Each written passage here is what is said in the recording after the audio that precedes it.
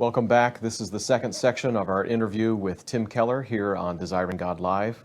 We're capturing this here on Roosevelt Island, just off New York City's Upper East Side. We're here in the home of Tim and Kathy Keller. Thanks for having us. And we want to talk a little bit now about your book, Generous Justice. So I wonder if, just right off the bat, what's the thesis of the book? What's the main point you're trying to make? It's in the subtitle. Grace makes us just. So just to draw out just the tiniest bit, Yes. The more you understand the gospel of grace with the mind and experience it with the heart, the more likely you are to care about people who are poor, marginalized, hungry.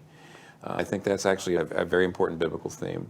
So justice is not part of the gospel, but anyone who understands the gospel, it moves you toward living a just life. That's the thesis. And why, briefly, did you write it that? Are you saying you're looking around, that's not happening very much in terms of motivating people, or? I mentioned in the intro, I mentioned several reasons. So, and I don't want to take too long, but I'd say there are people on one side. Here's two reasons. Who's your audience? Well, the two main audiences are Christians who are getting very enthusiastic about justice. So they're zealous for justice. Yeah. Whatever that means. But they don't necessarily, they haven't thought about how this fit in with everything else Christians are supposed to do. In fact, it can almost overwhelm everything else, and this is the only thing Christians should do. And on the other hand, actually, I think there's people reacting to that right now, perhaps overreacting, or at least reacting, and they don't like any talk about Christianity and social justice at all. It has a suspicious of it? They're suspicious of it for several reasons. I think the best reason is because they're afraid that it's going to smother the primacy of the ministry of the word in the life of the church. I think a less worthy reason is people are afraid that any talk of social justice means liberal politics. And some people, since we don't believe in liberal politics, we can't talk about social justice. But I think you've got to be informed by the Bible. You can't be reacting to political parties that you don't like. You need to be informed by the Scripture. Okay. Does the book have a word to the skeptic as well? The Yes. person who's... All my books try to. There's a chapter, especially near the end. I'd say the last two chapters are particularly for people who are skeptics. I worry a little bit that a really secular person might not wade through the first 5 chapters, which are almost nothing but Bible exposition and exegesis. However, to my surprise, I have seen, for example, Publishers Weekly, which doesn't do little reviews on most Christian books, and didn't review my last couple, but wrote a review saying this is a really important book because it's so balanced and it's biblical and yet it's talking about social justice, and that's a secular group. And they liked the book and felt like it was an important book, which surprised me because my last few books, which I love very much, they didn't think were significant enough to even review. So perhaps there is something for them as well. Okay. Why are you interested in justice? What are the roots of this in your own life? Where's this coming from? Well, actually, my own story is when I was in West Hopewell Presbyterian Church in the late 70s, I thought I would do a doctor of ministry. Because being a Presbyterian, I felt all Presbyterian ministers wish they were doctors. So you just need to know that. So the joke, of course, is that 50% of all Presbyterian ministers are doctors, and the other 50% are working on it. They're figuring it out. Very good. I went to Westminster Seminary. My advisors there, I had originally said to them, maybe I'll do something on elder training. And I remember George Fuller, who was the president of Westminster at the time, and was an advisor of mine, said, do deacons. He says, everybody does elders. He says, everybody's neglecting the diaconate. And he gave me a book called Service in Christ, edited by James McCord. It was not a particularly evangelical book. It was just a series of learned essays on diaconia, which was the church's deed ministry through the years, and also told me quite a bit about the diaconate, especially as it developed in the continental churches in the Netherlands and other places like that, and it fascinated me. So I did my whole Doctor of Ministry program on how to train deacons to make them into ministers of mercy and not just janitors and treasurers. In Presbyterian churches, deacons tend to be just the people who fix up the building. But originally in Presbyterian ecclesiology, the deacons were people who cared for the poor. And so that's where actually my interest started, because I did my whole Doctor of Ministry on that, and I found there are rich resources in traditional Reformed theology for what was called the ministry of mercy, caring for the poor. And that's where it started. Yeah. Do you see that book on mercy ministry fitting together with generous justice as a primer or as a step one, step two, or as an early understanding of your theology in this area? Now this is the more mature version, or are these books really separate reads? No, they complement each other. There's one chapter in the Ministry of Mercy book that I talk about justice, but I don't really develop it. And so this is, you might say this is more of a development of it. I see. Okay. However, the Ministry of Mercy book the last half is extremely practical. And actually, in some ways, it still wouldn't be a bad book to read as a follow-up to the Justice book. Because my Justice book had to be a little more broad brush. There was so much to say. And in the end, I didn't really get down to brass tacks. Well, what would you do right now in your little church in your town? So they would supplement each other. There'll be a treatment of the Good Samaritan parable. I give an extended treatment in both books, so there'd be some overlap. And you're going to see a person who is 25 years younger, and it might be interesting to compare them. But apart from that, they actually complement each other. They do. All right.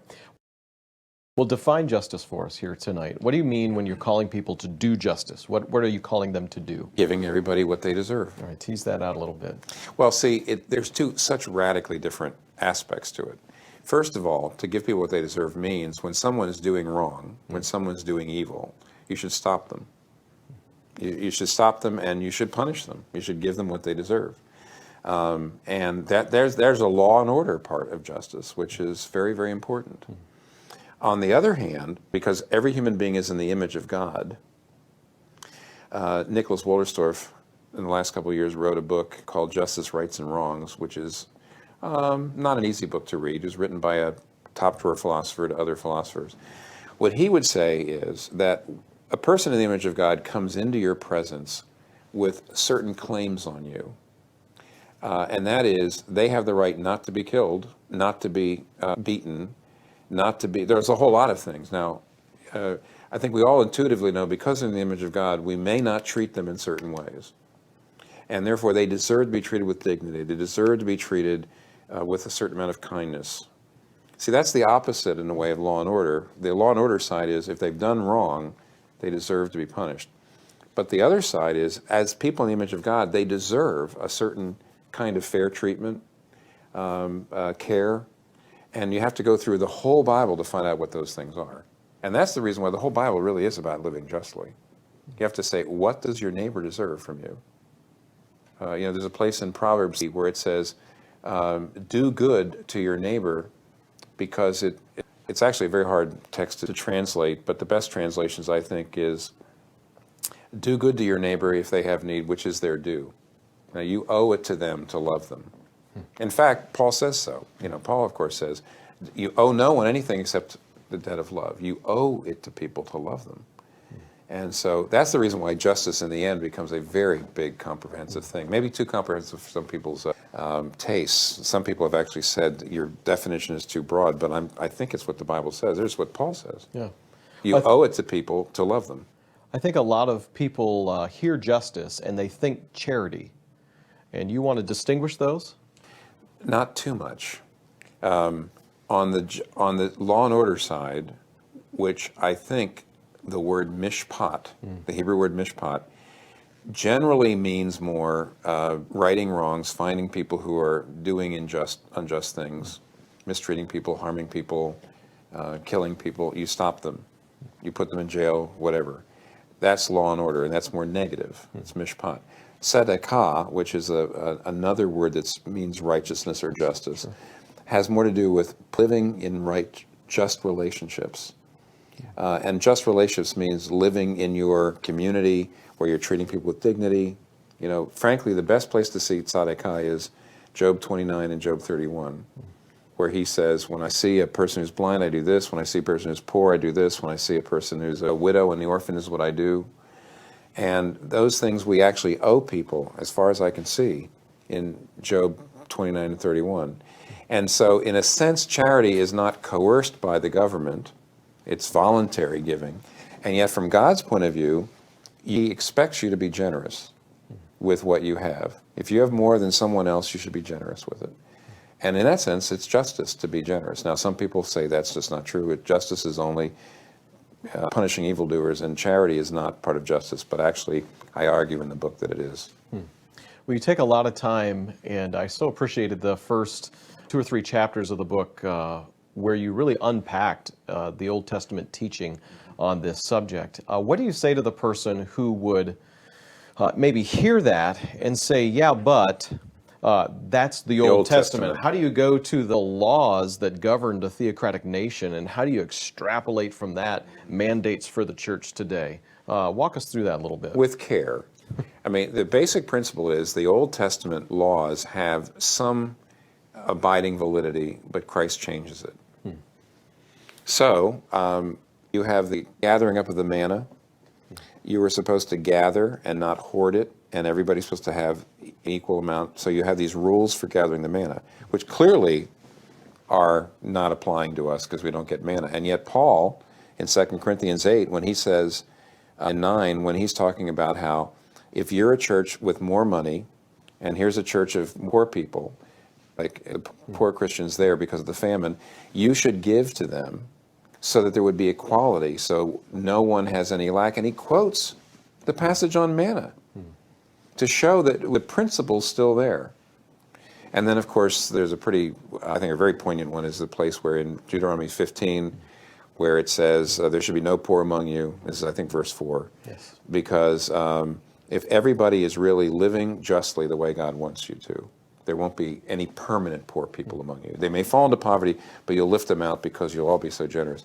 And that's in the Septuagint version of Deuteronomy 15:4 is actually quoted in Acts 4, where it says, because everyone shared their income with each other, there were no poor among them. It's a direct quote. So even though it's not the same, it's not a theocracy, it's not done sort of coercively, there's no taxation, the way it was in the Old Testament, and you had to give to the Levites, and you had to give, and the land went back to Jubilee principle every 50 years. All that is now fulfilled in Christ, and yet there's some abiding validity that you can see in the way Paul and Luke look at the justice of the Old Testament and say that should somehow still characterize, somehow, our relationships as in the church. So you can't just write all that justice stuff off and say that's the Old Testament.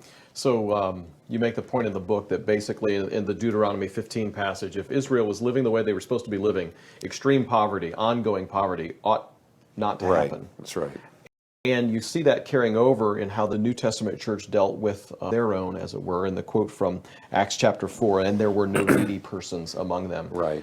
Do you see in that any suggestion of the primacy, or maybe a triage of when it comes to doing justice, the corporate community should care for its own first? Yes. And then look outward? Oh, yeah. Now talk about that a little bit. Well, it's natural. I mean, Galatians 6:10 says, do good to all men, especially the household of faith. It's actually not that hard to see.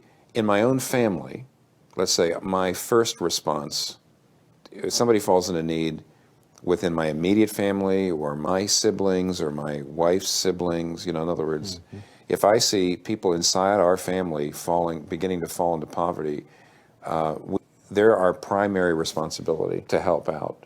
We might have to really dig down deep to help them so they don't lose their home, so they don't go into poverty or something like that. Then in my church, that's the next level of responsibility. They're the next level, more than just anybody. The people in my own church, we're brothers and sisters, and we've got to help them. And then you move on out a little further, I think you have the church in general, and then you have everybody. I mean, not too long, when I was in South Africa, same time Pastor John was there, even though, and you were there too, That's right. we never even met there. I visited the home of a wonderful Christian woman in Soweto, in the Black Township. She lived in a shanty town. She was a vibrant Christian woman. She lives in conditions that I think any American would just find absolutely astonishing and appalling. And she's a Christian. What's my responsibility to her? Isn't she in the household of faith? Yes. So I don't know quite what I'm supposed to do about that. But I do think that I have some responsibility. If you're a Christian in Minneapolis, I think you have, according to Galatians 6:10, some responsibility. What are we supposed to be doing for those folks? There's a lot of poor Christians in the world. So I do think it's intuitive and biblical that you might have stages of responsibility. Most for your immediate family, next for your local church community, next for Christians anywhere in the world, and next for your neighbors, your non-Christian neighbors, and next for any human being. So I could actually go out to 5 or 6 sort of layers or levels. Let's go to your chapter on justice and Jesus, and you talk about the parable of the Good Samaritan, and maybe that's a good segue then. So you're out now at that kind of wider, if you've got concentric circles, we're now talking the parable of the Good Samaritan. Talk about the influence of that parable in shaping your own understanding of what generous justice is all about. Well, that parable goes all the way out to the edge. The idea of putting a Samaritan and a Jew together in the parable is a way of Jesus showing that in the end, any human being in the image of God is your neighbor, and you can't completely get rid of your obligation to help. That's all. I mean, that I heard Ed. It's typical. I heard Ed Clowney expound it long ago. I don't even know where. I don't know we had any written sermon by him on it, but I heard him expound it once, and it was just amazing. And it just went through me, and then I made it the basis for the book on Ministry of Mercy. The main idea, though, was that that Ed showed me was that if he'd put a Jew on the horse, and a Samaritan in the road, and told a Jewish man the story, and said, a Jewish man was going on the road and he saw a Samaritan eaten and robbed and lying half dead. What should that man have done? And of course, the Jewish listener to the parable would have said, run over him and put him out of his misery. He's a Samaritan. We hate Samaritans. They hate us. That's the way. But he's telling the story to a Jewish man, putting the Jew in the road and a Samaritan in the place of power, and saying, if you were in the road and you were about to die and a Samaritan came along, what would you want him to do? And the answer is, I would want him to show mercy on me. Then he says, then you must show mercy on anybody in your road, no matter who they are, whether a believer or non-believer. I mean, to me, that's the strongest statement where Jesus says, you do have to take care of the non-believer too, if they're in your road. Now, what does that mean? And people always say to me, I'm overwhelmed with the needs of the world. How in the world? Whenever people say to me, how in the world are we going to take care of everybody in the world? They read the book and they say, you're just making me feel guilty. I only have limited means. And I always say, look, you never decide, churches never say, we only have enough money to obey 8 of the 10 commandments this year because there's a recession on. No, what you do is you take the money you've got to obey all 10 commandments and you just do your best with the money you've got.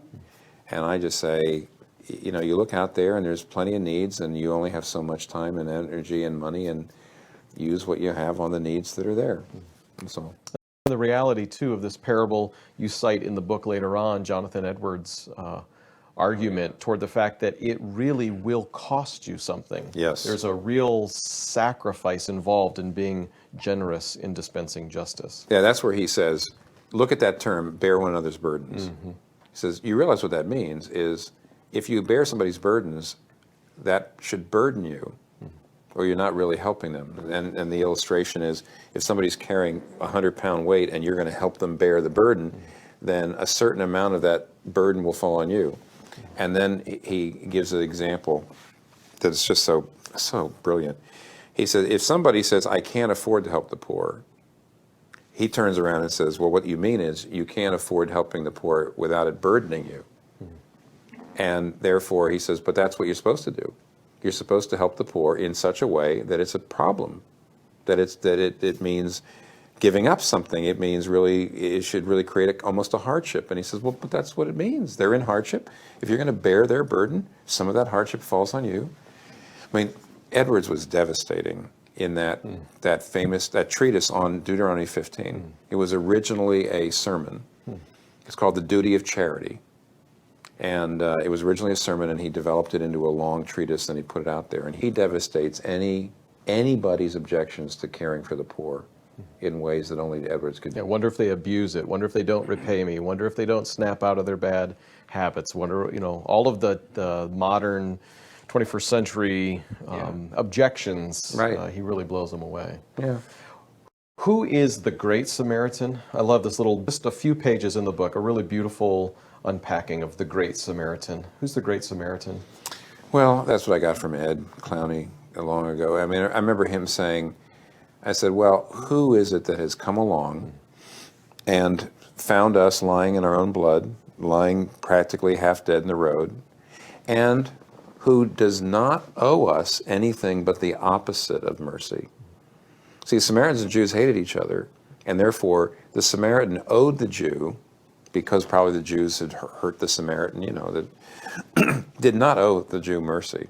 He owed him something else. So who came along, found us laying in our blood, and actually owed us not mercy but the opposite? And yet got down, put us in his place, at his own expense has healed us. Does that sound like anybody? I mean, that's, you might call sanctified imagination, but it's Jesus. Jesus is the great Samaritan who found us and owed us not mercy but judgment. Instead of judgment, gave us mercy, put us in his place, takes us and heals us. Yeah, that's another place where Ed Clowney changed my life. I heard that. I said, boy, what does that mean? Then along comes the Doctor of Ministry Project, which led me into the whole subject. And that's the only reason why the book is out there now. Amen. Amen. Well, you talk about moving toward the second half of the book now. You talk about the levels of involvement there can be in doing justice. And I was really helped by three clear categories that you established here. The idea of we can provide relief, then there's development, and there's social reform. Can you just briefly unpack those three levels for us? Yeah, relief is picking the guy up. This is what the Samaritan did, the Good Samaritan. Okay, relief is saying, oh, look at this person. He needs medical care. He needs transportation. He needs money to subsidize his stay at the hospital, and that's relief. At the other end of the spectrum is reform. I'll jump over the middle one. Now, here's what reform is. The Samaritan, every single month, the Samaritan takes this road down to Jericho, finds another guy, and says, we got to do something about this. Instead of me just picking these people up, we need better police protection, or we have to figure out what's going on. And he decides to do public policy change so that he doesn't have to be constantly picking people up out of the road all the time. That's reform. Now, development, actually, I don't know, I have to leave the metaphor now. I don't know how development is taking somebody who's hungry and homeless and not just simply giving them something to eat and a place to stay, but doing job training or perhaps counseling for drug problems, drug addiction, to put them in the position where they actually can get on their own 2 feet and that they no longer need to be a recipient of charity. But they can not only work, but they can actually become a giver to people in need instead of a recipient. So relief is just patching them up. Development is putting them in a position of self-sufficiency. And reform is changing public policy so people don't keep ending up down in the gutter. And individuals can embrace that as well as organizations, churches, and other ministries. That model of looking for relief, ways to provide development, and macro solutions in the reform level. Yeah, and it's not just that. It's also you can do it corporately as well as individually. And you can, what I mean by that is corporations as bodies as well as individuals can do it, yes. But you can also do it for bodies or individuals. So to develop a family, to get them out of poverty, might mean you provide child care for the single mother so she can go get a certificate in something. So she can go to school and get a certificate so she can get a job by which she can support herself. And so you give her the money to go, you pay her rent while she's going, you watch her kids and help her in all those ways and get the kids a big brother because they need a man, kind of a friend, at least the boys do. And that can all be done by one individual family for another individual family. The other thing is a community development corporation, a Christian community development corporation can adopt 10 blocks and say, we're going to try to turn a very poor area into a working class area. We're going to help people rehab their homes. We're going to try to help them get jobs. We're going to try to make the public school in that place better so the kids coming up actually were able to go on to college, and adopt an entire area and do development of the whole area together, not just to one person individually. Good. Well, in your chapter on doing justice in the public square, you talk about two aspects that should characterize the Christian's work. humble cooperation, and respectful provocation. Unpack that a little bit for us. Well, I'll give you a perfect example. Humble cooperation means you work with people together who are non-Christians to deal with a problem like sex trafficking. You're trying to stop it in your city. You've got some Mormons, you've got some Orthodox Jews, you've got some secular atheists, and they all want to help you. Humble cooperation means you don't treat them as second-class citizens. And you say, all right, well, we're trying to do this, and let's do it together. Okay? And not try to set yourself up as... When it comes to evangelism, the only other people who are going to help you evangelize your city are other Christians. But when it comes to doing justice, there are plenty of people who are not Christians who want to help. And I think humble cooperation means not treating them as second-class citizens and saying, okay. You hit on common grace here as being a significant aspect. Yes, because, an atheist doesn't have an intellectual, I might as well say this, an atheist doesn't really have the intellectual warrant to believe in human dignity. That's right. Because we just are here by accident.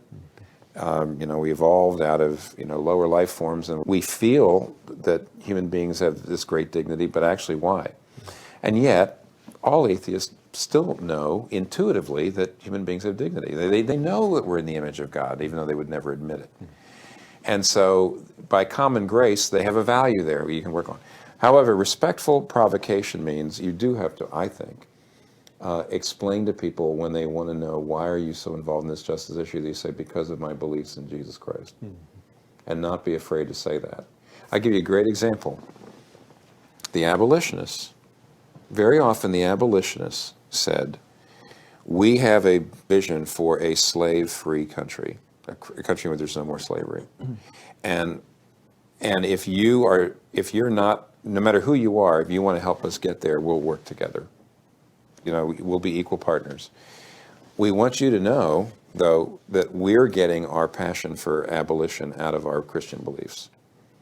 It's Jesus and what he's done for us and his liberating of us. That's the reason why we're willing to do this. That's why we're willing to put our lives on the line for these slaves. But if you, for other reasons, want to help us, you are an equal partner. So there's a combination there of both witnessing to Christ at the same time inviting them in. And that's very, very, in the end, attractive. If you want a great witness, that's the way to do it. You're open about it, but at the same time, very non-condescending to them. You want their help, and you want to, So that's the balance between respectful provocation, saying, but we're Christians, and this is where we get our values, and humble cooperation. Have you found in the course of your ministry there are times where the need is so great or the injustice is so beyond the pale that you have to come in with a greater sense of prophetic edge to be heard or to make the point or to lead the way? Perhaps. Perhaps. And I mean, my temperament isn't to do that. Some people's temperament is, but I've always appreciated the ones who do. Some people are like Luther. I'm not actually, as much as I love Luther, I do not have his bull in a china shop kind of temperament. And sometimes there's been, by the way, it's not just Christians. There are numbers of people who are really activists and have gotten a lot of good done in the world, partly by being very prophetic, strident perhaps in some cases, and often getting people mad. But it's the best way to go. And to the example that you just gave there, does that presuppose that the church or the Christians in your case were leading the way? In other words, does cooperation in the name of doing social justice, is it easier when you're setting the agenda and you have the platform, as it were, as opposed to the candlelight vigil over in the park here that might be happening tonight? That's run by some group that you're not comfortable associating with, even though you care about stopping crime? Right, easier. Yes, if it was your idea, in other words, and if you put up, I don't know how to say, if you put up the social, maybe financial, and emotional capital to get something started, I think you have got more right to talk about the Christianity. In the city here, for example, some Christians got together a really good organization to try to help women out of sexual slavery, basically, out of sex trafficking and prostitution, things like that. And they've gotten some very, very good press recently, where secular pundits and people have noticed it and said how great it is, that kind of thing. Because Christians started it, they have much more of a right to talk about Christianity and set the agenda. If you go into a good cause, but one started by other folks, very often you just don't have the same, frankly, you don't have the same right to do respectful provocation. You know, if you want to come along, you should. It would probably look like you're trying to take control. So the answer is yes. It's helpful if you started it. Lead the way, sure. It does help. Yeah. But I don't think it doesn't mean that Christians can't be, as individuals. There's no reason why Christians can't be involved in a local tutoring program for the kids in a public school, and you know, they can probably find opportunities to share their faith with the families. But inside the organization, it would probably be rude for them to be sticking up and talking about their Christian commitment all the time. Well, as we close this section in discussing your book, I thought one of the most, really back to your thesis now as well, that it is a profound experience of the grace of God that changes our understanding of these things. I was really helped by, in a couple of different sections, how you hit on this issue of what should motivate us. You cite Jonathan Edwards' teaching about the believer who appropriates the grace of God and thus is able to see the beauty of God. Yeah. And that changing and granting whole new motivations for living a life of generous justice. Can you talk about that a little bit, the connection between seeing beauty and doing justice? Well, see, that's more along the lines of the Desiring God book, which maybe we can talk about in a second. I think when I first read Desiring God by John Piper, he really was attracted to Edwards' idea of excellency, which is Edwards' coined word that's probably his best paraphrase as beauty. The idea that God is beautiful and glorious, and the purpose of, and in fact, the essence of worship is to enjoy Him. To enjoy God is because He's an end in Himself. He's just beautiful. The illustration I like to use is that I'll pay a lot of money to listen to Mozart because I love Mozart. So why? What am I getting out of Mozart? What's the value? And the answer is it's beautiful. So, well, why are you listening to Mozart? Well, what are you getting out of it? I said, I'm not getting anything out of it. It's an end in itself. It's beautiful, and therefore I just enjoy it, and it just enriches me, etc. So what I get from Edwards is that the excellency of God means that we should enjoy Him, and we find Him beautiful. And when we find Him beautiful, that changes us. It fills us. It puts us in a less needy position. John Piper would say there's a joy, there's a kind of overflow.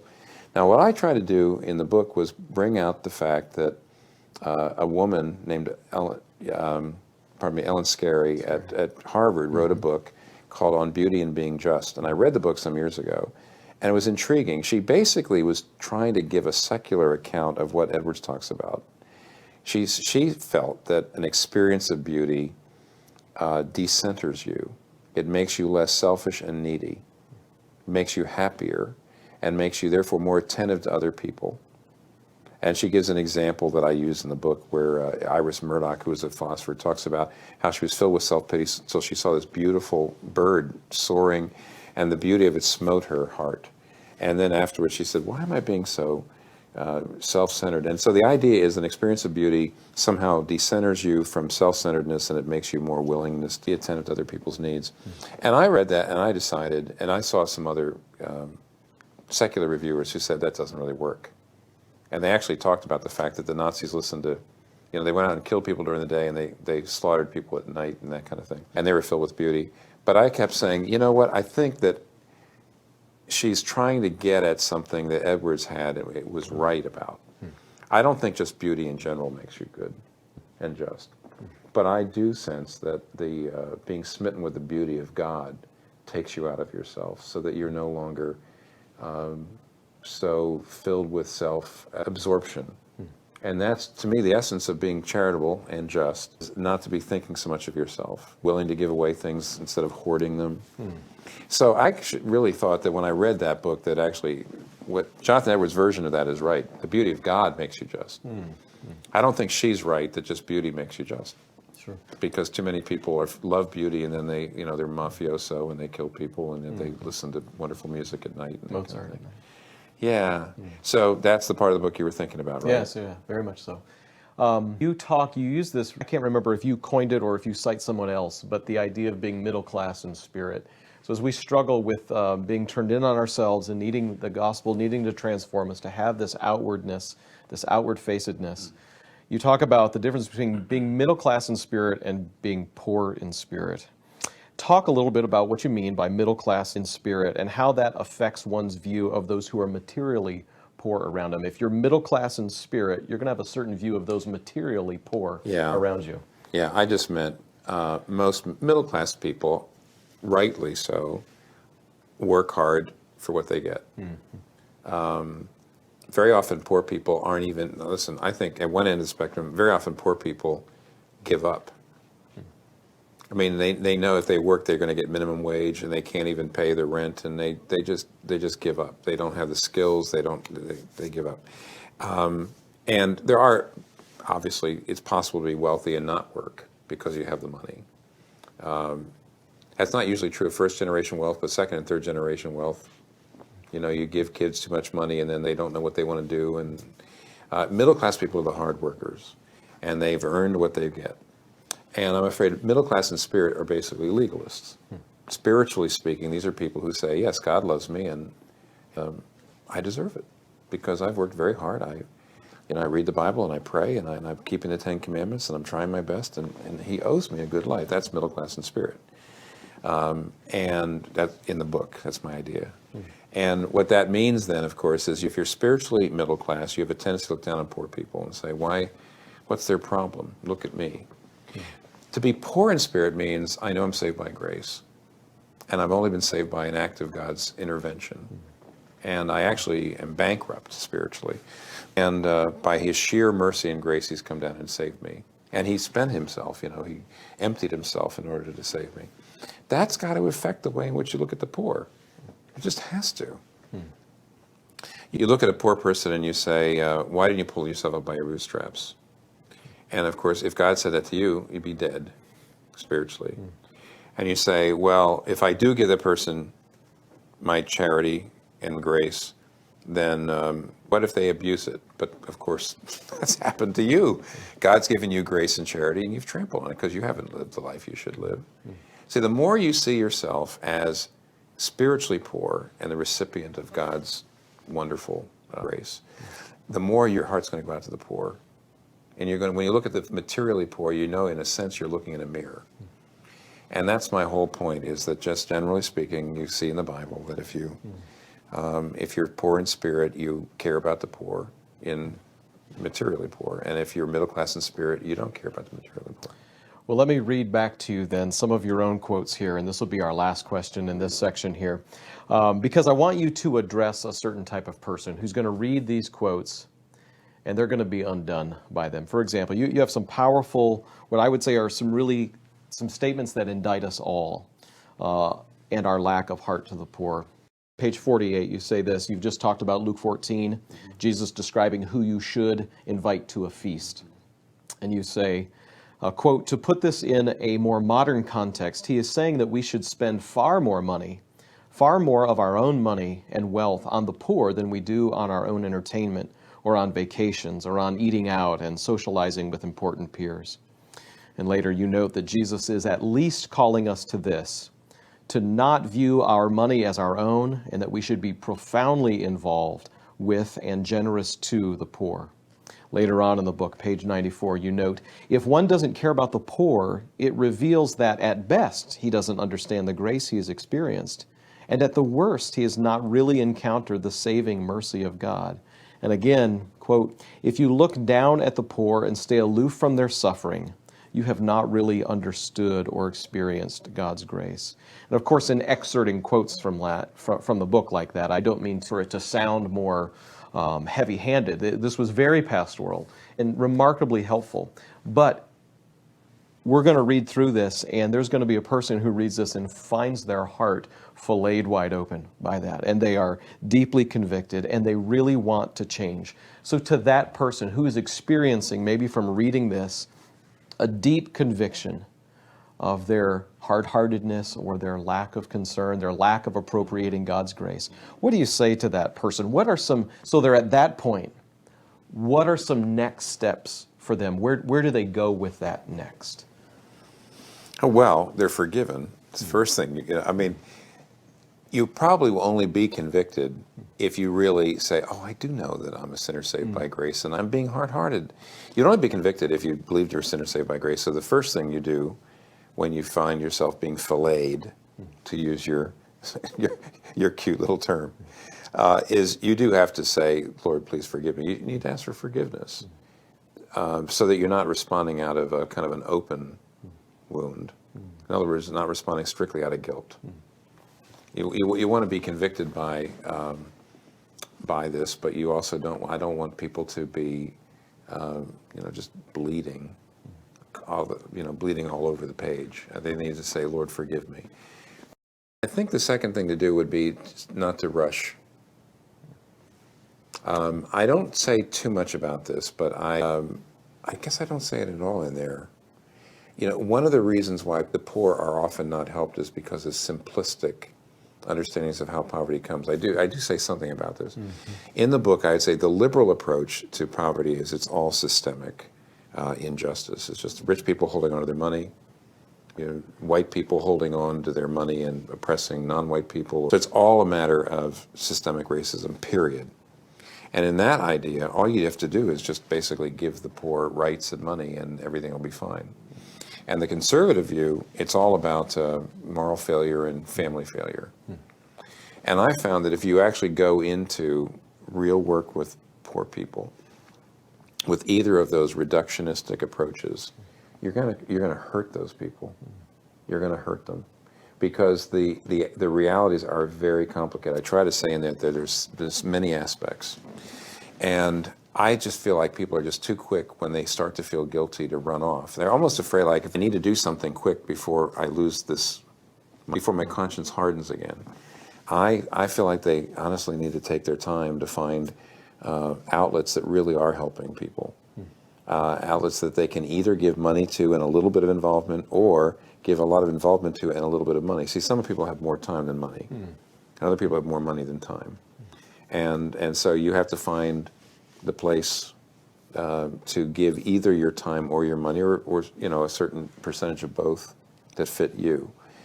And I don't think it's that easy to do. I mean, even here in New York, I've got several great places to go, but I mean, not every place. It's not good enough just to send your money off to some big relief organization, though many times some of those big relief organizations do good work.